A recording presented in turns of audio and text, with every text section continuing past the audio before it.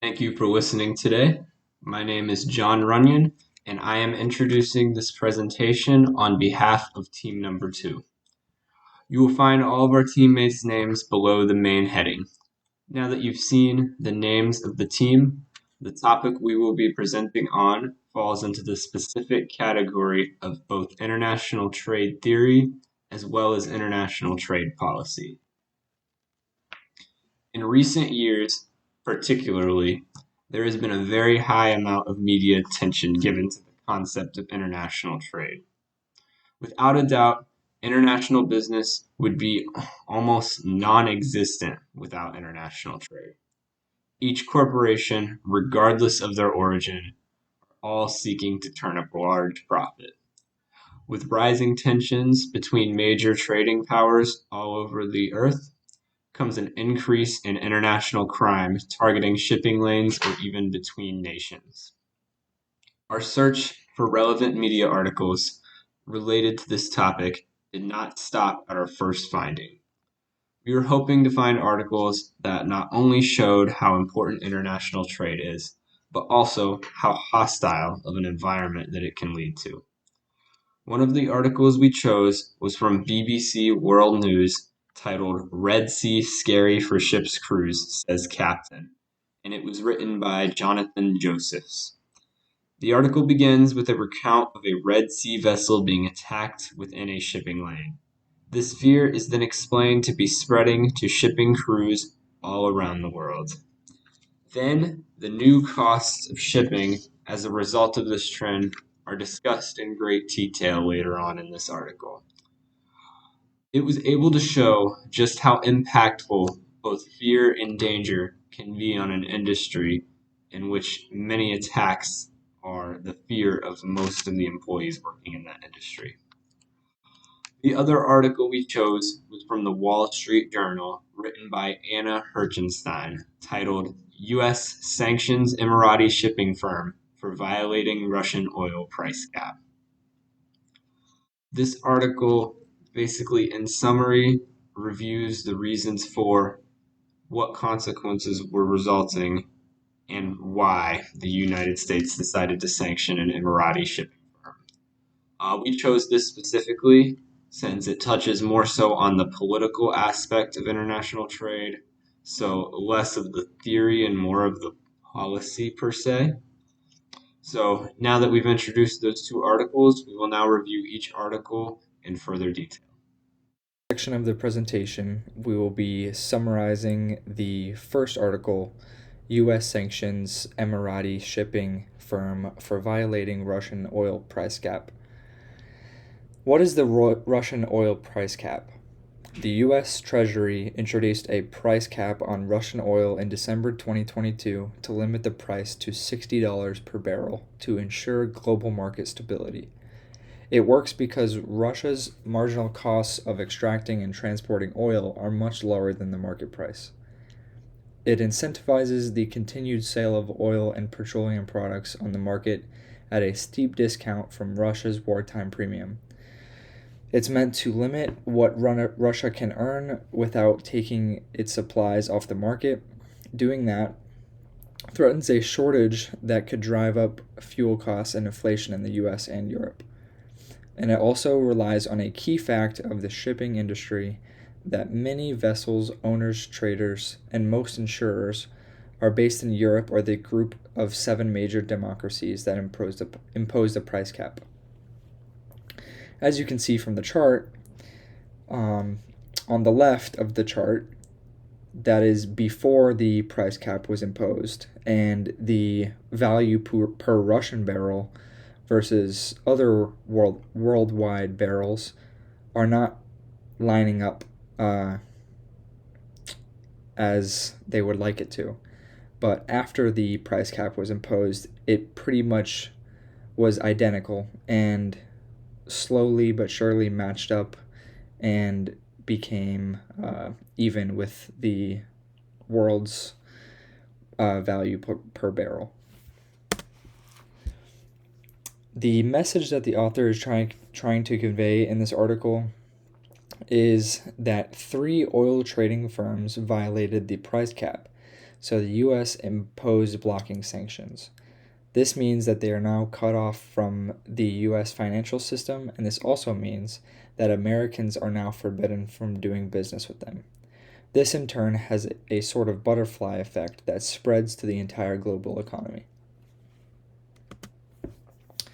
We will now summarize the Red Sea Scary for Ships Cruise article. This article is about Iran-backed Houthi rebels in Yemen that are repeatedly trying to board vessels or hit them with missiles. The US and the UK have both attempted to stop these attacks, but the Houthi rebels have vowed to continue attacking this global trade route. The Secretary General of the UN's International Maritime Organization, Arsenio Dominguez, has said this is one of the biggest challenges that the IMO has faced, and the interruptions to global trade will have a negative effect on you, me, and everyone on this planet. The message that the author is trying to convey here is that attacks such as the Houthi attacks are extremely detrimental to the health of the global economy and world trade. Multiple multinational companies are suffering from delayed inventory shipping, which then has a domino effect, just like the price cap on the economic chain, all the way to the customer and investor. As you can see on the chart on the right, the attacks on the ships made the shipping cost skyrocket. How do these articles relate to each other? They relate to each other by implementing topics such as the consequences of the world's actions, the demanding conditions, and the rising costs in international trade. For example, the blocking sanctions from Article 2 prevents American businesses from working with the Russians, causing financial decrease, which complements the issues of the world blowing up trade ships, making costs become higher because of the longer routes. The demand for goods becomes compromised because Americans won't be able to get goods that come from Russia, while the rest of the world will suffer from delays. Lastly, the international costs in both articles will be much higher than it was before the policies and the consequences came around to disrupt the international trade. What are the two viewpoints of these articles? The viewpoints of each article take on different perspectives of international trade theory and policy. Article 1 talks about the view of international trading dangers, trips being longer to ensure the safety of workers, causing higher costs, and risks in inflation due to the dangerous waters. Article 2, on the other hand, takes on viewpoints of international trade limits by using sanctions to control the price of products allowed on a country's ships and preventing business when policies are not adhered to.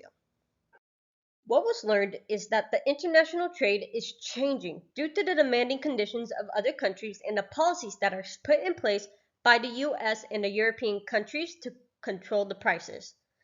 The costs can either be higher or stunted depending on the conditions, such as traveling longer routes to ensure ship safety or putting in sanctions to limit the amount of cost they can put on a ship. In the end, the learning outcomes enhance the learning of the changes in international trade and policy.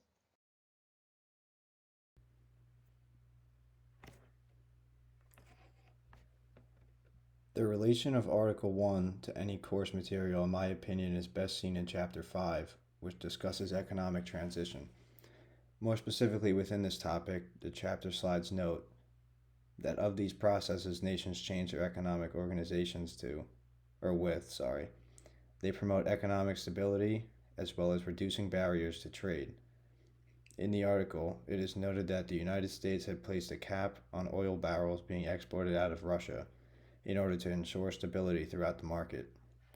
By doing this, it allows nations to know there is a guaranteed price when making purchases or trades with Russia. Also, this still allows for Russia to complete their trade with other nations as long as they are following their respective limits.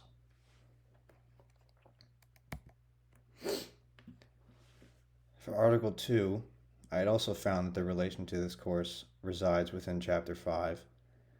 Within the chapter, political risks within international trade are discussed, and in this matter there is a large problem with conflict and violence within the Red Sea. An Iranian-backed terrorist organization known as the Houthi rebels have made it their goal to not only disrupt but destroy any ships making their way through the Red Sea, more specifically those belonging to the United States, Israel, as well as Saudi Arabia. Our chapter slides discuss micro and macro risks within the political risk category, and this happens to be a macro risk. The ships that are passing through the Red Sea supply goods to many different nations, and this is leading to delays of many shipments along with destruction, causing harm to many people all around the world.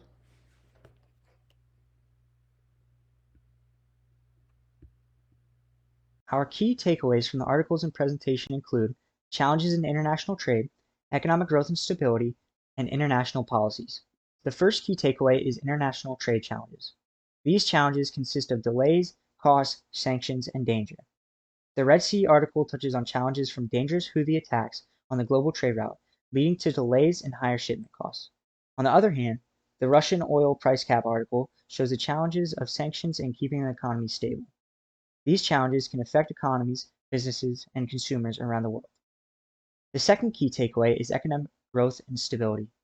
The Red Sea article talks about stunted economic growth from delays. The Russian oil price cap article shows how price caps keep the economy stable. These are important because stunted economic growth can hinder living standards, and without stability from the price caps, fuel prices and inflation may rise. The final key takeaway is policies. The Russian oil price cap article states how the U.S. imposed sanctions on 3 oil companies for violating the price cap, cutting them off from the U.S. financial system and hindering Americans from doing business with them. These sanctions reduce international trade, which hinders economic growth.